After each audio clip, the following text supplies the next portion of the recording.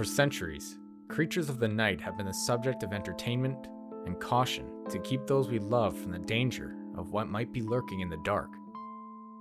All over the globe, folklore of malevolent monsters and spirits emerging after the sun goes down have plagued remote villages, cultures, and even entire countries throughout history. And the many isolated islands that make up the Philippines are no exception to these types of creatures, and none no more villainous or terrifying as the looming presence of the Aswang.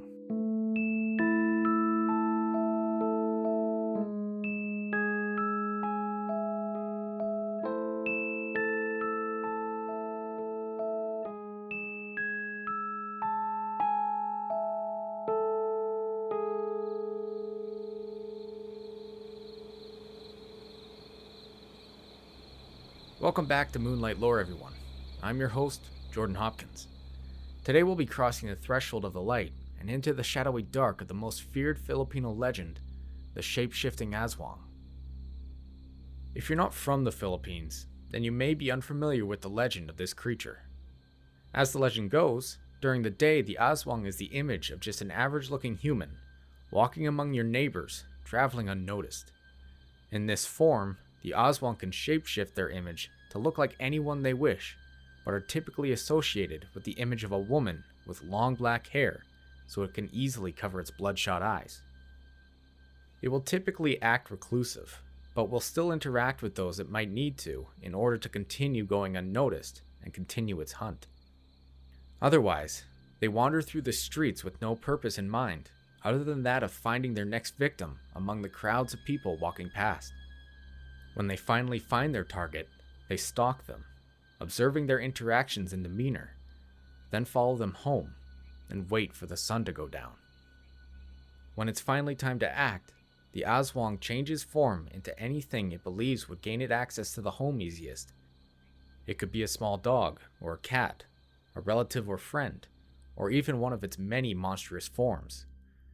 Typically, they will climb onto the roof and wait, watching through a window until their prey is alone or has gone to sleep. And once they are, the Aswang will creep inside and descend upon their victim, devouring their flesh and blood. Because the Aswang is a shapeshifter, nobody truly knows or expects when it will rear its ghoulish self from the shadows. Many of the stories say it's capable of changing into a variety of creatures you or I would otherwise not suspect to be a bloodthirsty monster, perfect for tricking us humans into thinking it's safe to lower our guard.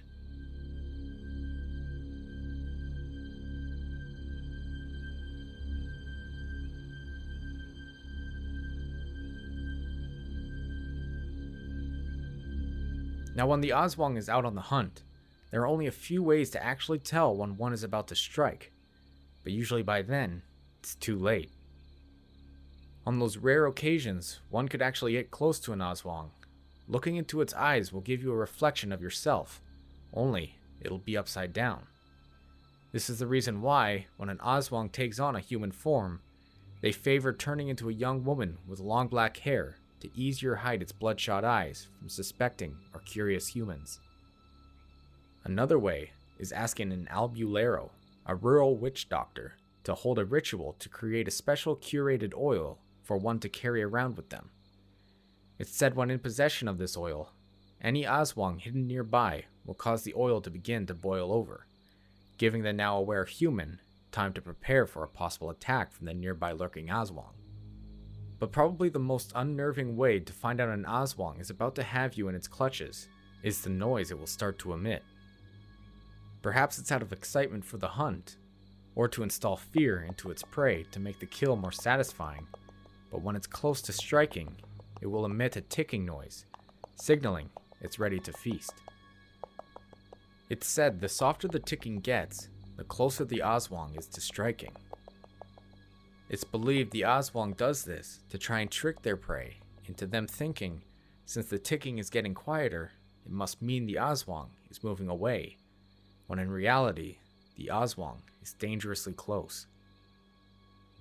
Oftentimes, an Aswang will hunt whoever they believe might be easiest to kill, but their favorite meals are young children or soon-to-be mothers and their unborn child.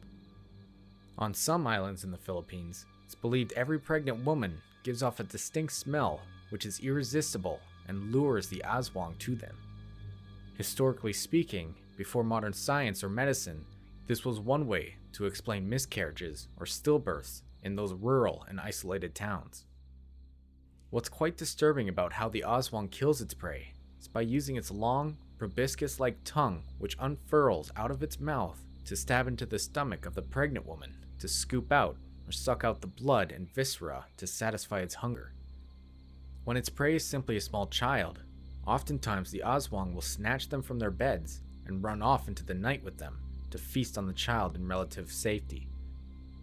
Similar to the idea of the Fae or elves in Icelandic and Irish folklore, replacing their kidnapped child victims with changelings for their family to find, the Aswang not only has the ability to transform itself, but after consuming its kill, it can leave behind plant material like leaves, sticks, and stumps and transform that into the very being they had just consumed to keep their nefarious lifestyle from the otherwise unaware village people. Oftentimes, after only just a few days while the magic begins to wear off, those doppelgangers will fall ill and slowly die of what the surrounding family sees as just natural causes.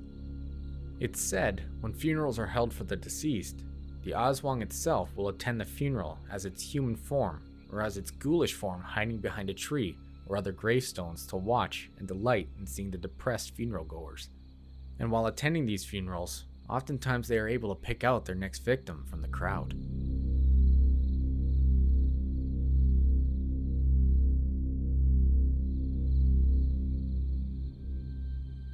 As I said before, the Aswang is a shapeshifter. It's extremely rare that one is seen in its true predatory form. As when it strikes, the victim is usually unaware of what is happening beforehand. There are those, however, who do believe they may have gotten a glimpse of one of its many forms. Aside from the obvious human form I've mentioned before, the Aswang has a large catalog of forms it can use to its advantage while out on the hunt, and one of its more common forms are werebeasts. This will often be connected to giant black dogs or cats who are able to travel unnoticed among humans in bustling towns, though it's more common for the Aswang to be seen as a dog more so than a cat. Other animals often related to being disguises for an Aswang are often wilder, who stay on the outskirts of towns and villages to avoid mass traffic of possible suspecting townsfolk. These animals include lemurs, wild boars, giant black birds, bats, or even Tasmanian devils. Oftentimes, these shapeshifted animals will have some features that differentiate itself from normal ones, such as missing tails or being an unusually large size. Many normal types of these animals will often avoid the disguised Aswang animal. The disguised animal will often be found to have black fur and be on the larger side. Not only that, the Aswang's tongue also might not transform from a long, sharp one to a normal animal's tongue, causing the disguise to be less than desirable, hence why, as an animal, it will stay near the outskirts of town for an easier escape into the forest. Of course, the animal forms are just the tip of the iceberg, with the fact of the word Aswang being an umbrella name. This monster's real form could be a multitude of many different things. From the monster I've described, you, the listener, along with many others around the world, could compare the Aswang to like a European or Western stylized modern vampire. While yes, the Aswang has similarities like feeding on the blood of innocent people, hunting at night, and the ability to transform into animals like a bat, the biggest differences it has are its hunger for not only blood, but hearts, liver, and flesh of their victims. But the ability for the Aswang to be able to wander in the open daylight really sets it apart, giving it a full 24 hours to plan its next attack more efficiently. Another true form the Aswang might possess would be one of a witch. Many stories of the Aswang, along with the stories of local witches in the Philippines, mention how they can both be incredibly vindictive, casting curses and spells upon those who wronged them, or simply just crossing their path. The witches in the Philippines are often regarded now as evil women who use black magic to manipulate and destroy the lives of innocent townsfolk. With the lore behind the Aswang being that it can transform between a monster and a woman at will, the dark magical prowess the two seem to share, and the whole idea of witches living alone deep in the woods probably doesn't help ease the image and mind of villagers who are looking for someone to blame.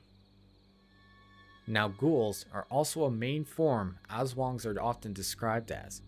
No hidden tricks and no alter ego.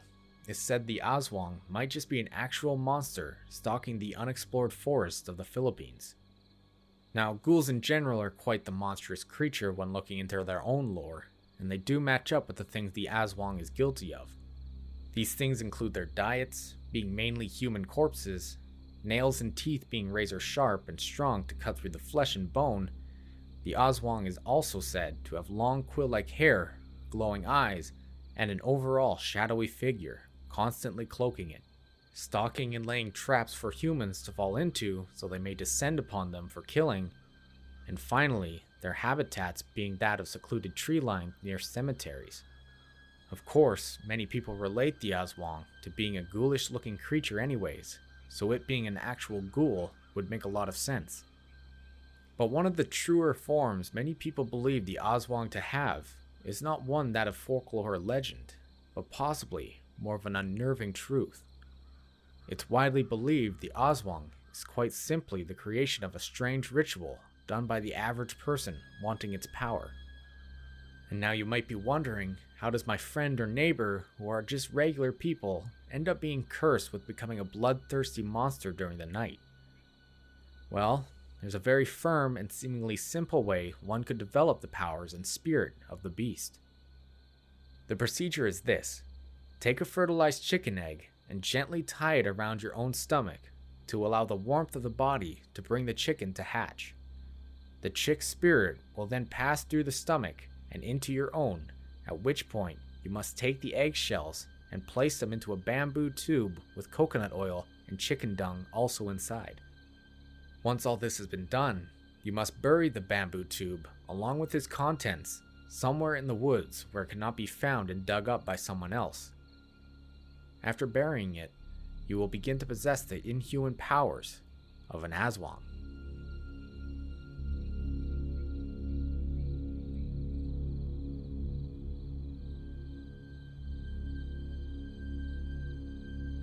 It's said when someone transforms into an Aswang, then transforms back into their human form, they are able to fully remember the actions they partook in the night prior. With this knowledge in hand, they are able to avoid areas or people they had visited previously, and to avoid returning to the scene of a crime, as it were. This is also the reason why, if you happen to luck out and are friends or family or even neighbors with someone who happens to be an Aswang, you are said to be safe, as the person who is the Aswang is said to only go after strangers furthest from their home, to limit the amount of exposure their human form had with the victim to relieve them of any kind of suspicion. However, this does not mean finding who the culprit is impossible. Injuries sustained to the Aswang during a night of hunting will also appear on the human, animal, or other forms it takes as well. For example, if you were to happen to be put into a scenario where you needed to fight it off, and you happened to cut off its pinky finger during a fight, this would be the link that would be the forefront of any accusation later.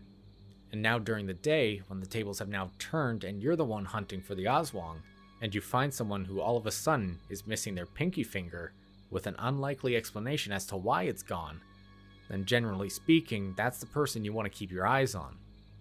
And as I've mentioned earlier, other aspects such as constantly tired, bloodshot eyes, inverted reflection in their eyes, and using the witch doctor's special curated oil will all help immensely in the identification. But you might be asking now, what's one to do when one has found themselves an Aswang? And is there any way to cure the curse?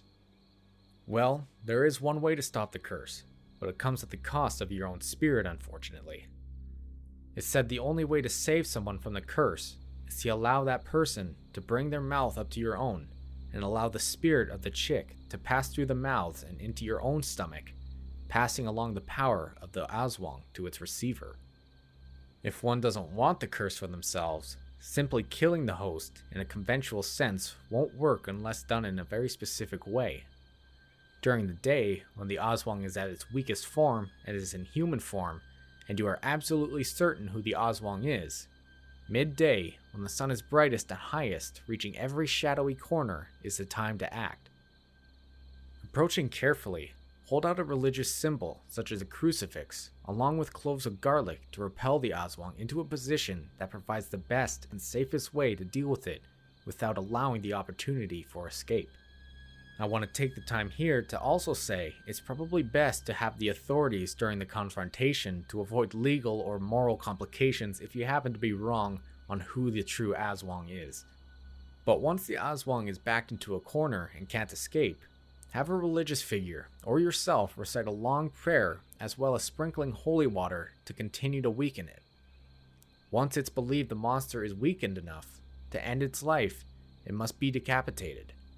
It's also said whipping it with a stingray tail can severely hurt the creature, and if done enough, will also eventually kill it, but a fast decapitation is the best and sure way to end its life.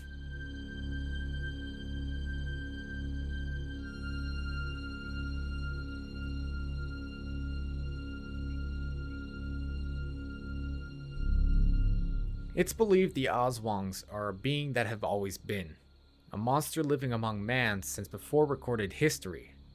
But traces of two possible reasons have come to light, and what many people believe is the reason why the Aswang has become the legend we know of it to be today.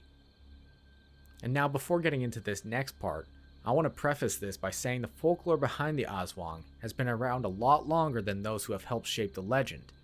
I unfortunately couldn't really find a trace of the origin on how the Aswang came to be a creature of folklore. I know there are a few different stories, but I have no idea which one would be the correct one, or if they were just written up by imaginative minds. But the first part I want to bring up takes us back to mid-16th century when the Spanish Empire begun colonizing the islands that make up the Philippines in 1521.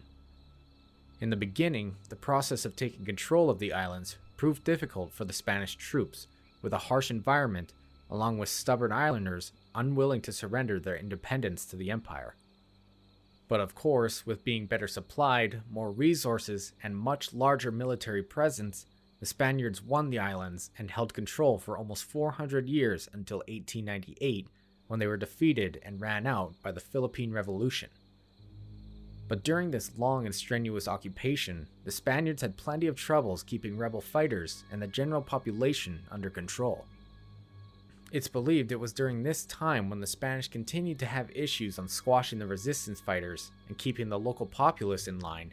They figured if conventional weapons and threats didn't do it, perhaps introducing the fear of demons into their towns and forests would. Knowing the people of the Philippines already had a great fear of the Aswang, the Spanish spread the rumors among the population, using Filipino citizens to help spread the word of sightings of a demon stalking the woods, hungry for human flesh. The reaction one could expect was horror, giving the Spaniards the exact outcome they wanted. The resistance fighters were now scared to hide in the woods at night and were forced to leave and come into the towns and cities. But the colonizing leaders thought, why stop there? Why not take the legend further and twist this demon into something absolutely horrifying? So again, they began spreading the word this demon was now leaving the woods, and who also had the ability to transform into a human, now walked the streets of towns and cities looking for their prey. Now, the citizens and resistance fighters were far too scared to be found out after dark. Not only did they have to worry about being arrested by a Spaniard guard for being out past curfew, but now there was a demon disguised as their neighbors to contend with. Of course, not everyone believed this monster really existed, but I wouldn't put it past colonizers to murder a few prisoners of war, have their bodies mutilated and drained of blood, and then placed somewhere on the outskirts of towns for the villagers to find to help spread the fire of the demon. But of course that's just a theory I have and no way can prove that. It just seems like an idea colonizers who are tirelessly fighting resistance fighters would try to help spread propaganda. This propaganda would also help with the Spanish intent on spreading their Catholic faith and values to the islands and towns. Releasing a story about a demon would draw the attention of those soon-be converts to the Spanish looking for religious support to keep themselves and their families safe. It's also worth to mention, before the colonizers arrived, female leaders of some communities were called Babylans, who would communicate with spirits and provide healing through mystical ways. And of course, the Spanish didn't approve of this insult to their Catholic faith, so when twisting the legend, they proclaimed these Babylons were practicing forbidden black magic and related them specifically to the Aswang. And with that, support for the Babylons, and women in general, began to deteriorate after several political upheaval attempts in the province of Capiz and the Visayas region. And after these attempts, the Spaniards decided to make one last twist to their Aswang propaganda in a new attempt to squash these new revolts. The Aswang was now said to have the ability of transforming into a woman during the day. This part of the story makes a lot of sense considering that most of the recent sightings of the Aswang takes place in the Visayas region of the country. Other than a few other places, the Visayas region on the island of Panay is the prime hotspot for Aswang sightings. The second reason why the legend of the Aswang has become as popular as it has actually comes down to a medical disability known as X-linked dystonia Parkinson's disease, also known as the dystonia of Panay, due to nearly being entirely exclusive to males from Panay Island in the Philippines or linked to ancestors from there. Oftentimes, the disease will come in full swing sometime during the subject's 30s or 40s, but have been found in others as young as in their mid-teens. But when an individual is diagnosed with the disease, they'll begin to exhibit symptoms some people may see as a transforming state. Their bodies can begin to contort or seize up at random. Eyelids can start to quiver and twitch. Hands, arms, or legs can also begin to shake uncontrollably. With these symptoms and cases of XDP being prevalent in this specific area, but are still rare enough that only 1 in 322,000 develop the disease in the country, and 1 in 4,000 specifically on the Panay Island, these visual symptoms have been used as different narratives for trying to prove the existence and prevalence of the Aswang in the island. Oftentimes, those who do want to create a narrative for an Aswang story will look at these inflicted victims of this disease and brand them as Aswangs, who are then ostracized and looked down upon from the rest of the community. This unfortunately also deters the victim's own family from seeking medical treatment or any kind of help for them, so they too try to hide the diseased individual from the community and isolate themselves, which causes some to become even more suspicious. Many people will contribute this reason alone to modern-day Aswang sightings, even if it is scientifically proven to be a prevalent disease on the island of Panay. But could this alone be the cause of hundreds of sightings throughout history up until now? Some say there is just cause to believe the Aswang might just be roaming the Filipino forests and towns of the present day.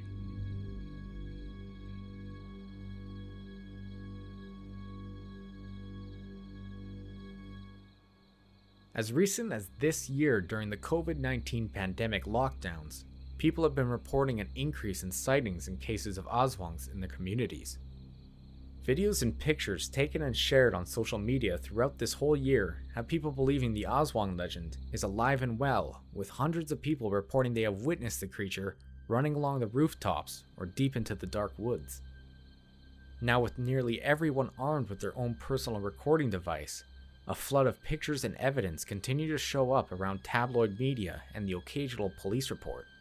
On these rare occurrences when police are involved, they too find they are baffled when met with an unrealistic investigation, as many of these Aswang sightings and attacks offer very few clues as to what could have happened if it wasn't a monster.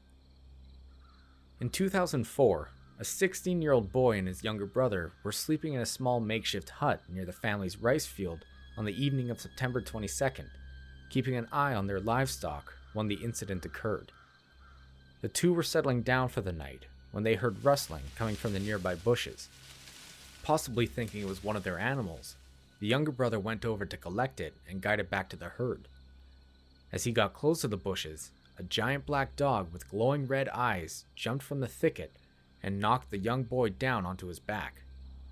The older brother, hearing the scream, jumped out of their hut and saw a 3-foot-tall dog towering over his younger brother, ready to bite down on his neck. Acting quickly, the older boy grabbed a single-shot rifle, took aim, and fired a single shot at the dog. Unfortunately, he missed, and the bullet struck the leg of his brother. But the giant dog, however, possibly frightened from the loud gun, fled off into the woods. As their parents and neighbors came running to see what the commotion was, they reportedly could hear the two brothers shouting out to them, "Aswang, Aswang." The younger boy was picked up and taken to the nearby hospital to have the bullet extracted, but soon after, word started to spread around the community of the Aswang attack, so much so, even the local radio station picked up and discussed the story for a short while. In June of 2010, residents of the city Iloilo claimed their neighborhood was the subject of Aswang attacks for multiple days before having to form a small mob to chase the monster away. A small family had began hearing clawed feet traipsing along their iron sheet roof, then leapt off their roof and onto their neighbors. As people started to emerge from their home to see what was going on, they were met with what one described was a large, bulky, naked man with blazing red eyes and a greasy body. As the small mob chased the being, and it leapt from rooftop to rooftop, the mob watched in confusion as they said the body resembled a shadow floating as it leaped. Eventually, the creature jumped down and ran for the nearby trees, where it seemingly blended into the narrow trees and disappeared into the dark. The whole commotion was enough to have the police be called and investigate what could have been the cause for all this trouble. Strangely, even with the multiple witnesses saying that they all seen and heard something, the police couldn't find any trace of footprints in the damp ground or claw marks on the iron sheet roof. Apparently, the residents claimed they had been assailed from these Aswang attacks for 2 straight nights, and soon figured it was probably due to the recently increased amount of now pregnant women in their area.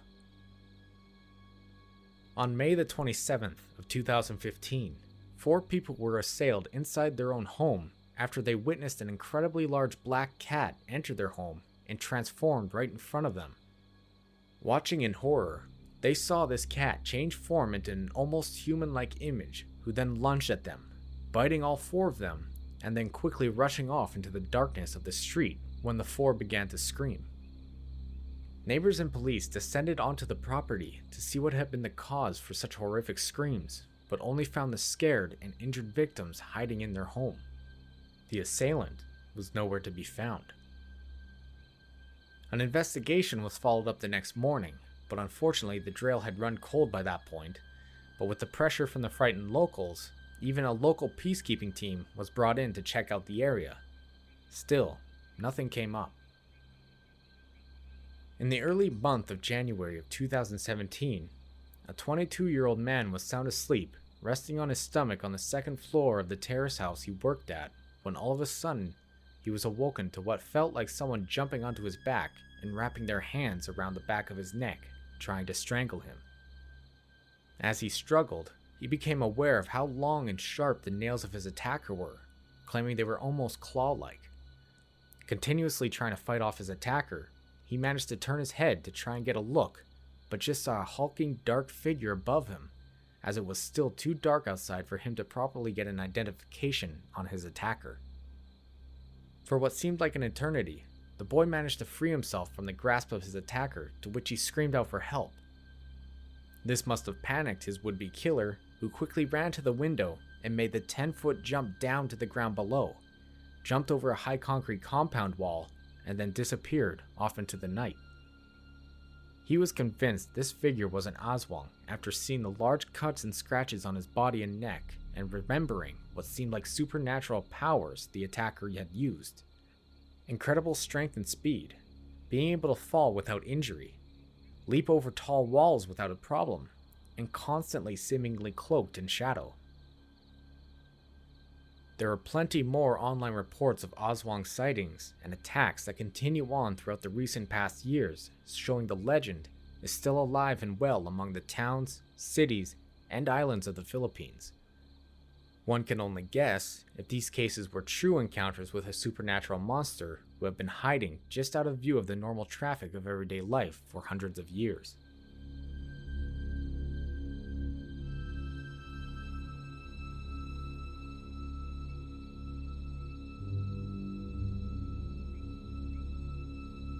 Even if this old legend of this supernatural monster is centuries old, it cannot be denied many of the people living in the Philippines regard the Aswang as a real, living, breathing creature among them.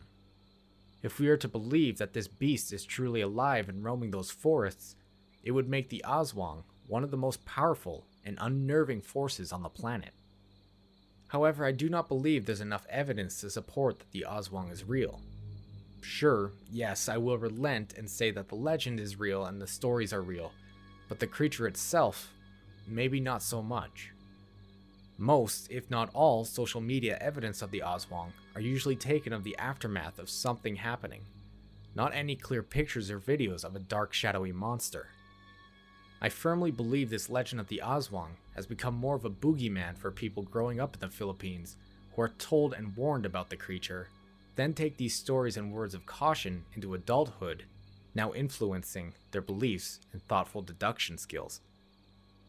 In what seems like constant scenarios of groups of people claiming to have experienced an Aswang sighting or attack, mass hysteria, paranoia, and misleading storylines can all contribute to people identifying something that could otherwise be proven to be easily explainable.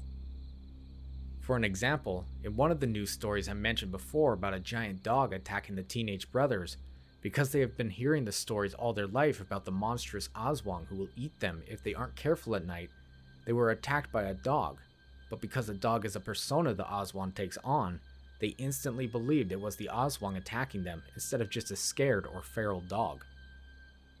However, I will concede that in some stories, like the one where the young man was being strangled in his sleep, but felt and then witnessed the seemingly inhuman strength and agility his attacker had, was suspicious. But of course, the young man was attacked in the middle of the night. Not able to see his attacker isn't so strange when it's dark out, and he could have easily have just been mistaken when trying to see his would-be killer escape with surprising talent. I would be more willing to believe the attacker wasn't a supernatural monster, but rather just someone wanting to cause harm.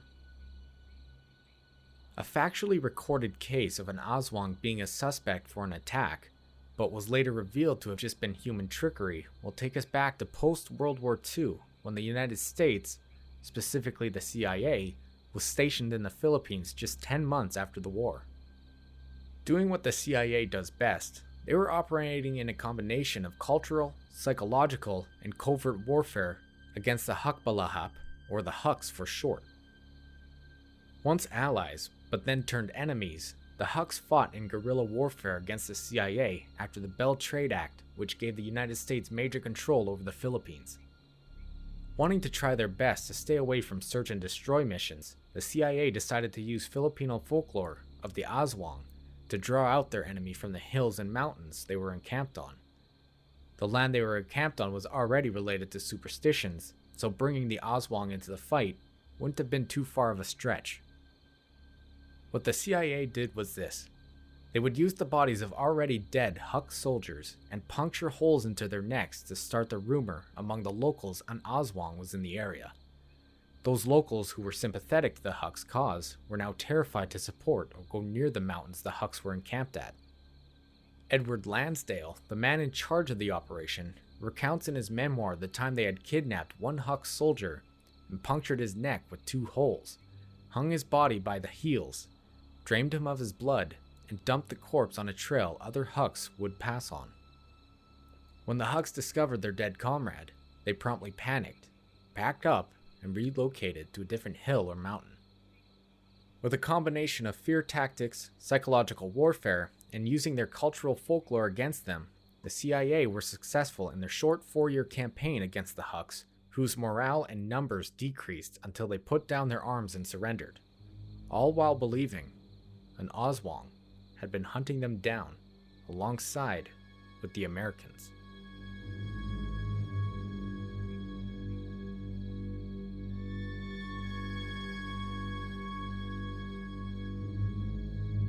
There are so many cases of Aswang sightings that can easily be explained by an outside view, but I will give sympathy to those in those situations where they had something happen to them. In the moments of fear and uncertainty, adrenaline takes over and logic takes a back seat to that. When you've been told about a monster who comes at night to devour you all your life, fear and adrenaline might jump to that conclusion in the moment. But the reason why this legend is so fascinating to me is how it's over half a millennium old, if not older, and thousands of people claim to have seen or had some kind of interaction with the creature. It really makes you wonder if at some point in history, a creature who became known as the Aswang, was really out there, hunting in the ancient forests and towns of the Philippines, eagerly searching for its next meal.